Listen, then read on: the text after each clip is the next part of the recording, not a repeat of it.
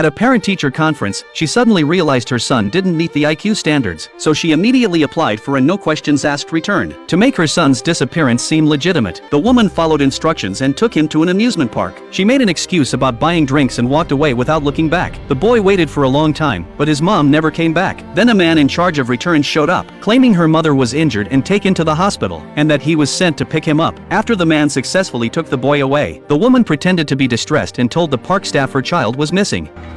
우리 애가 없어졌어요. 일단 진정. 좀 찾아주세요. 어머니 진정하시고요. 마지막으로 보신 장소가 어디예요?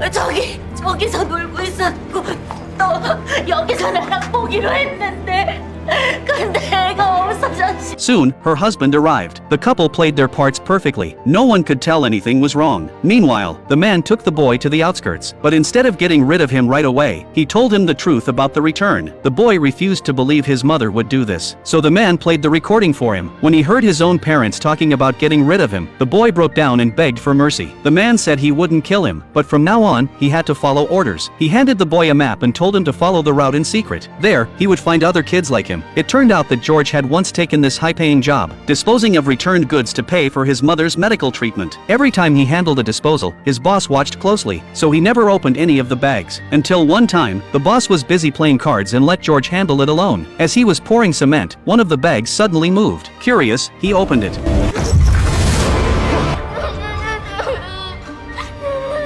He never imagined there would be a living child inside. Overwhelmed with guilt, he secretly saved the girl. From that day on, every child sent to George for disposal, he found a way to rescue. He hid them in an abandoned bathhouse, raised them, and trained them in combat. Their only rule was never to go outside. George had already arranged a smuggling boat to send them somewhere they could live freely, while he stayed behind to investigate the truth. But this new boy's arrival completely disrupted his plan. Still, he couldn't just ignore him. He had to send the boy to the safe house first. George needed to fill the empty barrel with cement before his boss came to inspect. But the young boy couldn't accept being abandoned. He thought he must have done something wrong and this was punishment. On the way to the safe house, he couldn't help but call his mom. 여보세요?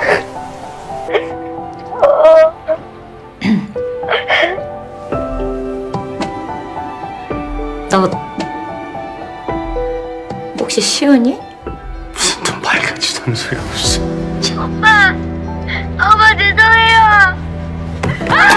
깜짝이야! 왜 그래? 어떡해! 전화 왔어. 걔 목소리라니까? 걔 아직 안 죽었나 봐! 웃잖아! 걔가 왜 살아있어 지금? 받아봐야니까. 여보세요? 한번 잘한 거 맞잖아? 그럼 이 새끼가 살아있으면 안 되지. Only after hearing his parents talk about returning him with his own ears, did the boy finally believe they had truly abandoned him. Soon, word that he was still alive reached the organization's higher-ups. George's boss rushed to check. With nowhere else to go, the boy obediently went to the safe house. The doorbell there was connected to an alarm inside. The 4 kids inside immediately went on alert. Only after confirming his identity through the monitor did they let him in. Meanwhile, the boss had already arrived at the disposal factory.